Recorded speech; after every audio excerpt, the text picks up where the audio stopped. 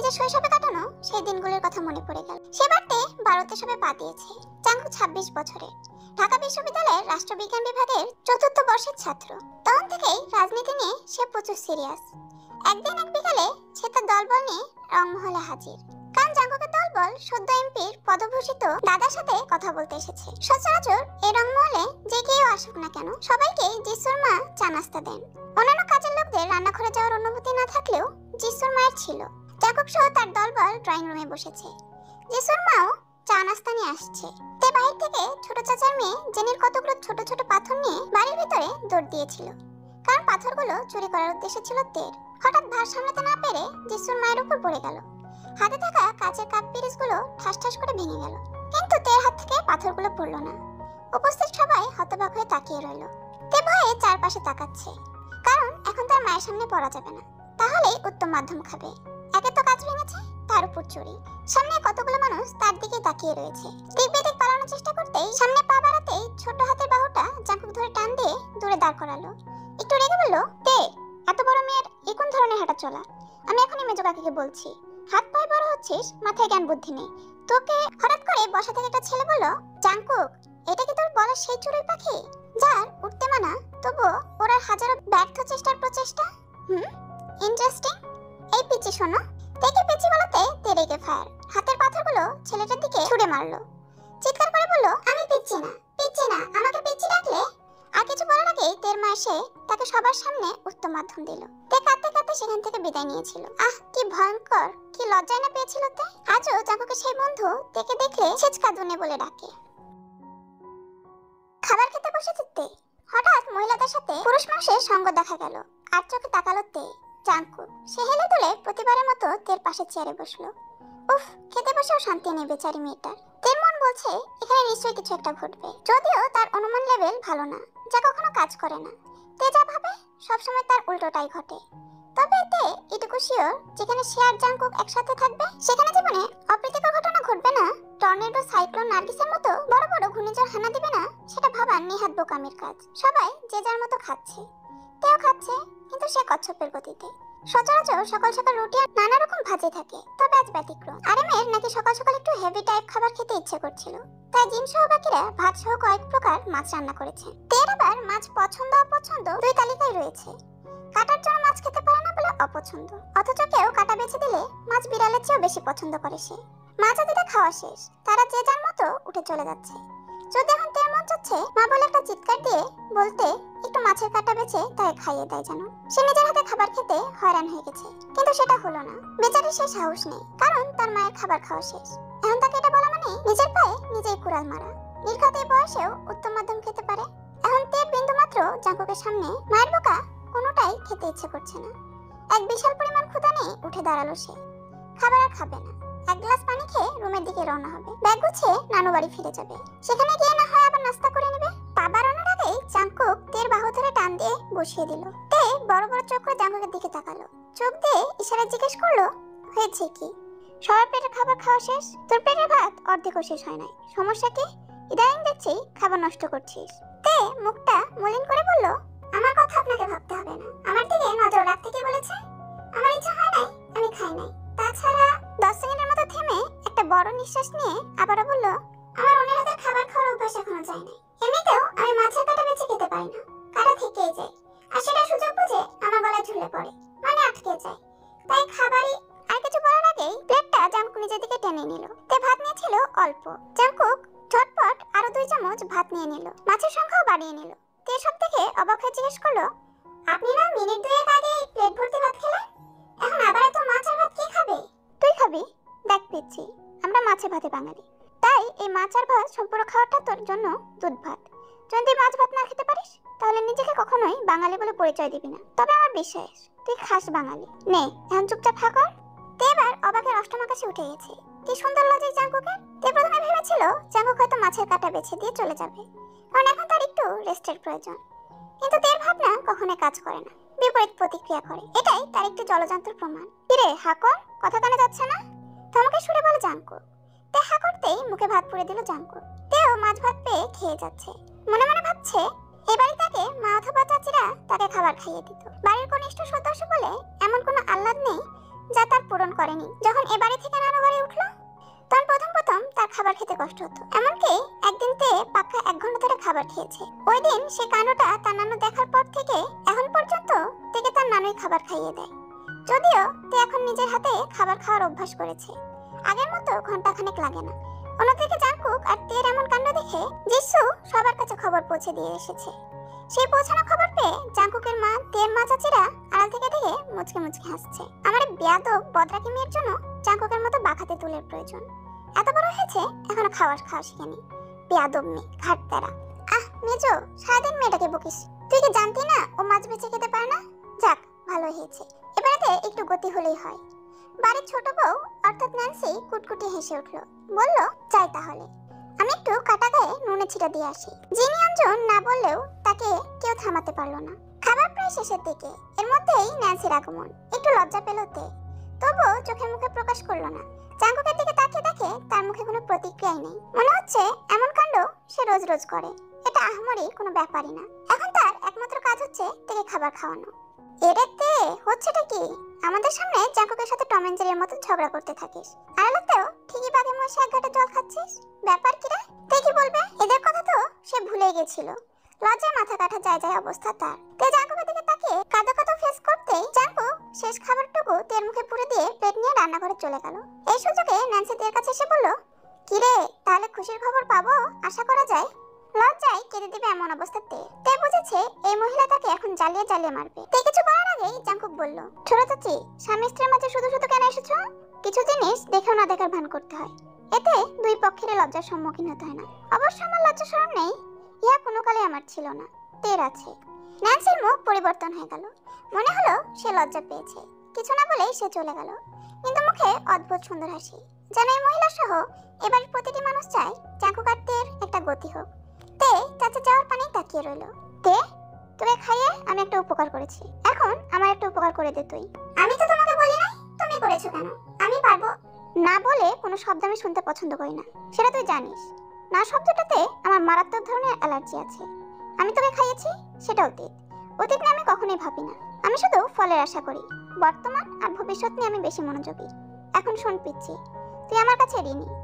আমি ঋণ করতেও পছন্দ করি না, কাউকে ঋণ যুক্তও রাখি না। এখন আমার পিছু আয়, তোকে তোর ঋণ শোধ করার একটা সুযোগ দিচ্ছি। তে আর কিছু করার নেই, মানতেই হবে। অন্য সময় হলে ঝগড়া করতে হয়তো তে, হাজার হলেও করতো না, পালাতো। তিনি তারই কামচো স্বভাবের মেয়ে, কিন্তু এবার সে ফেসে গেছে। তাই হাঁটতে হাঁটতে রুমের দিকে চলে যাচ্ছে আর জাংকুকে মনে মনে ঝাড়ছে। ইস, কথাগুলো শোনা, তার সাধু সন্ন্যাসী লেভেলের মহারাজ আসে। ঋণ করি না, ঋণ যুক্ত রাখি না, মনটা যাচ্ছে গলা টিপে হত্যা করে ফেলি, না হয় পিঙ্ক কালারের গোবর জল খাইয়ে মেরে ফেলি। ঢং দেখো, আমাকে ভেঙচি কেটে লাভ নেই।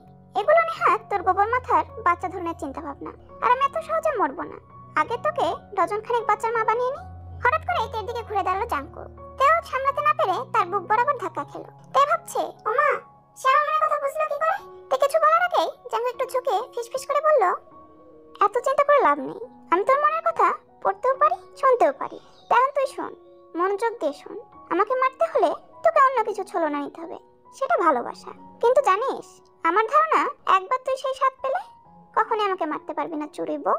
তে চমকে তার দিকে বড় বড় চোখ করে তাকালো। এভাবে তাকিয়ে থাকিস না চড়ুই বউ, বুকে লাগে, বড্ড বেশি লাগে। শোন, প্রহর শেষে আলোয় রাঙা, সেদিন চৈত্র মাস, আমারই চোখে দেখবি তুই তোর অদ্ভুত এক সর্বনাশ। আশ্চর্য হয়েছে তে, সেভাবে এখনো চোখ মুখ থেকে কাটেনি, বরং আবারও জাংকুকের কথার মায়ায় ফেসে গেল। তে ভাবছে সে কিসের কথা বলছে। জাংকুকের চোখে তার সর্বনাশ, ভালোবাসা বয়ে গেছে তে জাংকুকের ভালোবাসার। ও সবসময় কেন জাংকুক এমন শক্ত ভাষার কথা বলে, তের মাথায় ঢুকে না। জাংকুক দূরে সরে গেল, হো হো করে হেসে উঠলো এবং তার সেই বিখ্যাত ডায়লগটা বলল, এই পিচ্চি শোন, বেশি চিন্তা করিস না। তোর মাথায় বুদ্ধি নেই, গিলো নেই, আছে শুধু ভর্তি ভর্তি গোবর। গোবর, যেখানে গোবরে পদ্ম ফুল তো দূরের কথা, জঙ্গলি ফুলও ফুটবে না। বলতে বলতে জাংকুক রুমের ভিতরে ঢুকলো। এমনিতেই সকাল থেকে তের সাথে আজগুবি ঘটনা ঘটছে, এখানেও ঘটবে না তা ভাবা হাস্যকর, বরং এখানে তার চেয়ে বড় হাস্যকর ঘটনা ঘটবে। এই ঘটনা তে হজম করতে পারবে তো? জাংকুকের রুমটা তের বড্ড পছন্দের। জাংকুক খুবই গোছগাছ স্বভাবের মানুষ, গোছগাছ থাকাটাই স্বাভাবিক। মেয়ে হয়েও তে কিন্তু এত গোছগাছ স্বভাবের মানুষ নয়। তের ভালো লাগে এলোমেলো। তে ভাবে এবার একটা এক্সপেরিমেন্ট করে দেখা দরকার। তের রুমে সবকিছু এলোমেলো করে অগোছালো অবস্থায় রাখবে সে, তারপর রুমের ঠিক মাঝখানে শুয়ে থাকবে। যখন যা লাগবে তখন হাত বাড়িয়ে নেবে। আহ, কি রাজরানী রাজরানী ভাব, অগোছালো রাজরানী। মনে মনে এগুলো ভেবে একটু হেসে উঠল তে। হঠাৎ দরজা বন্ধ করার শব্দে ধ্যান ভাঙলো তার। একটু ভীত কণ্ঠে বলল, এ কি, আপনি দরজা বন্ধ করছেন কেন? তোকে তা বলার বিন্দুমাত্র প্রয়োজন মনে করছি না। তাছাড়া তুই যে যেখানে সেখানে উদ্ভট চিন্তা ভাবনা করিস সেগুলো বন্ধ কর। এখন যা, খাটে গিয়ে পা তুলে বস, আমি আসছি। কথা মতো চুপচাপ খাটের উপর পা গুটিয়ে বসলো তে। কিন্তু মনে মনে ভয় ঠিকই করছে, কলিজা দুরু দুরু করছে। আর ভাবছে, জাঙ্কু কি সত্যি তার মনের কথা বুঝতে পারে, শুনতে পারে, পড়তে পারে? কি করে? টেকনিকটা তাকেও জানতে হবে। এর মধ্যে জাঙ্কু তার গায়ের টি শার্টটা খুলে ফেললো। এটা দেখে তের মাথায় আজগবি চিন্তা ভাবনা উড়ে গেল। আর তাকিয়ে আছে জাঙ্কুকের দিকে। সত্যি সে সৃষ্টিকর্তার হাতে তৈরি সুন্দর একটা মানুষ। আল্লাহ যাকে দেন চারিদিক দিয়ে পরিপূর্ণ করে দেন। সে এরকম ভাগ্য নিয়ে এসেছে, মনে হচ্ছে তার কোনো খুঁত নেই। সেও পরিপূর্ণ একজন মানুষ। Six pack, body builder, gym করা, শক্ত পেশিবহুল শরীর, এক কথায় পারফেক্ট। মেয়েরা সাধারণত ছেলেদের শরীর দেখলে একটু আকৃষ্ট হয়। তেও তাকিয়ে আছে, চোখ ফেরাতে পারছে না বেচারি। এর মধ্যে জাঙ্কুক থেকে তাকিয়ে থাকা দেখে মুচকি হাসলো। তাহলে সে ঠিক ছিল, তার চুরি বউ তার প্রতি আকৃষ্ট হয়। হয়তো আকৃষ্ট হয় বলেই দূরে দূরে পালিয়ে পালিয়ে বেড়ায়। জাঙ্কুক বিছানায় শুয়ে তের করে মাথা রাখলো। তে যেন স্থির হয়ে গেল। ধ্যান ভেঙেছে সে কবেই। একে তো লজ্জা, তার উপর জাঙ্কুক তের কাছে আসায় সে অপ্রস্তুত হয়ে পড়েছে। আমার দিকে আমার অনুমতি ছাড়াই তাকিয়েছিলি, বড্ড সাহস বেড়েছে তো তোর। যাই হোক, ঘুরে ফিরে জামাই যেহেতু তোর, তাহলে আমিও তোর, আমার সবকিছুও তোর। যা, মাফ করে দিলাম। এখন মাথাটায় হাত বুলিয়ে দে, ঋণ শোধ করতো। তে মনে মনে ভাবছে, এই ব্যাটা মানুষ এত নির্লজ্জ চালাক, ভাবা যায়? কি বুদ্ধি! একে তো আমাকে অপ্রস্তুত করে, নিজে আবার সাত দিয়ে মাছ ঢাকার চেষ্টা করে বলছে, শোনো মেয়ে, দোষ কিন্তু আমার শরীরের না, তোমার চোখে। কেন যে তার হাতে খেতে গেলাম, এখন শাস্তি ভোগ করতে হচ্ছে। তে সুন্দর করে মাথায় হাত বুলিয়ে দিচ্ছে, কিন্তু মনে মনে ঠিকই বকছে। অন্যদিকে জাঙ্কুকের চুলগুলো নিয়ে খেলতে তার ভালোই লাগছে। তের জানা নাই কতক্ষণ জাঙ্কুকের মাথায় হাত বুলিয়েছে সে, কিন্তু জাঙ্কুককে কি ঘুম পাড়াবে। তে নিজেই ঘুমের ঘরে ঢলে পড়লো। মিনিট 15-20 পর তে নড়াচড়ার কোনো আঁচ না পেয়ে জাঙ্কুক মাথাটা উঁচু করে তাকিয়ে যেন খাটের নিচে পড়লো। তার চুড়ই বউ ঘুমে একাকার। জাঙ্কুক মুচকি হাসে। পাগলি মেয়ে দেখে বিছানায় শুয়ে দিল। তার পাশে সেও শুয়ে পড়লো। থেকে জড়িয়ে ধরে জাঙ্কুক মিনিট 5 মধ্যেই ঘুমের ঘরে চলে গেল। তের যখন ঘুম ভাঙলো তখন নিজেকে খুবই অদ্ভুত অবস্থায় পাইতে। ইস, কি সাংঘাতিক লজ্জা! জাঙ্কুক থেকে জড়িয়ে ধরে শুয়ে আছে, জানাতে কোলবালিশ। তে ভাবছে, সে শুয়ে আছে কেন? সে তো বসেছিল। বসে বসে জাঙ্কুকের মাথায় হাত বুলিয়ে দিচ্ছিল। তে মনে মনে বলে, থাক, ওনাকে ঘুম পাড়ার পরিবর্তে আমি নিজেই ঘুমিয়ে কুপোকাত। নিশ্চয়ই তিনি আমাকে বিছানায় শুয়ে দিয়েছিলেন। তার উপর আমার গায়ের ওড়না এলোমেলো হয়ে আছে। এগুলো ভাবে তে নিজেই নিজের কাছে একটু লজ্জিত হলো। জাঙ্কুক গভীর ঘুমে আচ্ছন্ন। দিনে দুপুরেও কেউ এমন গভীর ঘুমে আচ্ছন্ন হয় তের জানা ছিল না। রুমে হালকা স্নিগ্ধ আলো ছড়িয়ে আছে। ঘুমন্ত জাঙ্কুককে তের দেখতে ভালো লাগছে। ঘুমন্ত পুরুষ মানুষ সুন্দর হয় জানা নেই তের, হয়তো হয়। তের চোখেও জাঙ্কুককে খুব সুন্দর লাগছে, ঘুমন্ত রাজকুমার। হঠাৎ করেই তের মস্তিষ্ক তার নিউরনকে ধাক্কা দিল। তে মনে মনে বলো, এসব কি ভাবছি আমি? আমি কেন তাকে নিয়ে ভাবছি? না না, আমি তার কাছে থাকতে চাই না। আমার তাকে এড়িয়ে চলা উচিত। উনি এরকম বারে বারে আমার কাছে আসলে আমি তার মায়ায় নিজেকে আটকে ফেলবো। আমাকে পালাতে হবে তার মায়াময় আবদ্ধ রংমহল থেকে। এগুলো ভাবতে ভাবতেই জাঙ্কুকের থেকে নিজেকে মুক্ত করে আস্তে আস্তে বিছানা থেকে নেমে দাঁড়ালো তে। হঠাৎ অনেক টান লাগায় তে ভয় ভয় চোখে পিছনে ফিরে তাকালো। তাকিয়ে স্বস্তি ফিরে পেল। জাঙ্কুক ঘুমিয়ে আছে, তবে আড়মোড়ে নড়ে চড়ে শুয়েছে। আর তের ওনাটা হাত দিয়ে শক্ত করে ধরে রেখেছে। তে আস্তে আস্তে ওনাটা টান দিল, কিন্তু না, এভাবে সে ওনাটা আনতে পারবে না। ওনাটা আনতে গেলেই জাঙ্কুক জেগে যাবে। তে মনে মনে বলে, আহ, কি যন্ত্রণা! ওনার কি জন্মই হয়েছে আমাকে যন্ত্রণা দেওয়ার জন্য? কি করবে বিগত 5 মিনিট ধরে দাঁড়িয়ে দাঁড়িয়ে তাই ভাবছে তে। কোনো সিদ্ধান্ত নিতে পারছে না। বুঝতে পারলো তার হাতে তেমন কোনো সুবিধার উপায় নেই। প্রথমত জাঙ্কুকে জাগিয়ে ওনাটা নিতে হবে, না হয় ওনাটা টান দিলেই জাঙ্কুক জেগে যাবে। চাইলো সেই কথা। আর দ্বিতীয়ত তেকে ওনাটা এই রুমে রেখে ওনাবিহীন চলে যেতে হবে, কিন্তু কেউ দেখলেই বিপদ। মনের দুঃখে কান্না করতে ইচ্ছে করছে এখন তের। বাধ্য হইতে 2 নম্বর অপশনটাই বেছে নিল। তে ভাবলো জাঙ্কুক এখন জাগানো ঠিক হবে না। একে তো সে ক্লান্ত, তার উপর তাকে বিরক্ত করার সর্বোচ্চ ভয়ঙ্কর কথা বের করতে জাঙ্কুক ওস্তাদ। এমনিতে আজকের দিনটা মোটেও সুখকর ছিল না তের কাছে। অদ্ভুত অদ্ভুত ঘটনা চারদিক থেকে তের সাথে ঘটে যাচ্ছে। দরজাটা আস্তে আস্তে খুলে এদিক সেদিক ভালো করে তাকিয়ে দেখে কেউ আছে কিনা। যখন দেখলো কেউ নেই, রুম থেকে বের হয়ে দরজাটা ভিড়ে নিজের রুমের দিকে লাগালো এক দৌড়। রুমে এসেই বড় বড় নিঃশ্বাস ছাড়লো। রুমে এসেই বড় এক ধাক্কা খেলো তে। ঘড়ির কাঁটায় 3টে বাজে। জাঙ্কুকের সাথে সে দিন দুপুরে প্রায় 7 ঘন্টা ঘুমিয়েছিল। সে সকাল 8 কি 8:30টার দিকে তার রুমে গিয়েছিল। শয়তান, খাটাস মানুষ একটা। মনে মনে জাঙ্কুকে গালি দিচ্ছে তে। তের ইচ্ছে ছিল জাঙ্কুকের সাথে কিছু কথা বলে না নানু বাড়ি যাবে, কিন্তু তা হলো না। জাংকুক এখনো ঘুম থেকে ওঠে নাই। তে রেডি হয়ে নিচে নামতেই ইয়ঞ্জন চেঁচিয়ে উঠলো, কি রে, এই ভর বিকেলে কোথায় যাচ্ছিস? আশেপাশের মহল খুব একটা ভালো না। তোর বড় চাচা সবাইকে, বিশেষ করে মহিলাদের, বাইরে যেতে মানা করেছে। আমি আরো বাড়ি ফিরে যাচ্ছি, আমার পড়াশোনার ক্ষতি হচ্ছে। নানু কাল ফোন করে কান্নাকাটি করেছে, তার আমাকে ছাড়া ভালো লাগে না। আমার এখানে ভালো লাগে না, নানুকে মিস করছি। ইয়ঞ্জন থতমত খেয়ে গেছে, কি বলবে বুঝতে পারছে না। তের নানু ইদানিং একটু অসুস্থ থাকে, সে থেকে খুবই ভালোবাসে। তের মাও তা জানে। তুই জাঙ্কুকে বলেছিলি? না, সে সময় পাইনি। তিনি সে সকালে ঘরে গিয়ে ঘুম দিয়েছে, এখনো ঘুমন্ত অবস্থায় কিনা জানি না। তাছাড়া আমি সুযোগও পাই নাই বলার, ভুলেও গেছি। ইয়ঞ্জন একটু রাগে চোখে তাকালো। তে বুঝলো তার মা রেগে গেছে। তে মায়ের এই স্বভাবটা খুব ভালো মতোই পেয়েছে, হুটহাট করে রাগ উঠে যাওয়া।